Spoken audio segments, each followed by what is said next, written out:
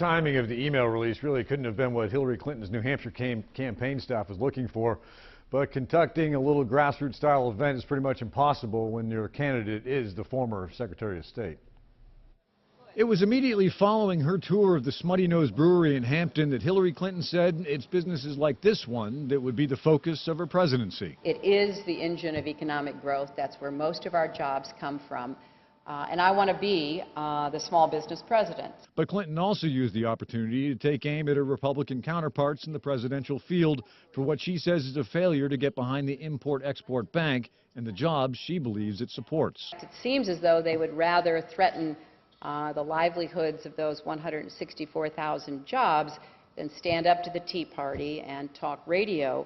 It's wrong, it's embarrassing. But in a very brief Q&A with the media, the topic was the partial release of emails sent to her private server regarding the attack on the U.S. Embassy in Benghazi when she was Secretary of State. I'm glad that the emails are starting to come out. This is something that I've asked to be done. And she insisted that no sensitive information was compromised, despite the fact that the FBI now has deemed information in one email as classified. That happens in the process of Freedom of Information Act responses, but that doesn't change the fact that all of the information in the emails was handled appropriately. Once again, this Clinton trip had more of a head of state visit feel to it than a grassroots campaign effort.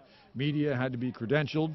Security was extremely tight as the former Secretary of State was in the constant company of Secret Service. Despite that, her supporters were out in force as well, insisting that Hillary, as they like to call her, is just a regular person doing the best she can. When we get past all of the smoke screens everybody's throwing up about her, we'll get down to the nitty-gritty and find out the real Hillary Clinton.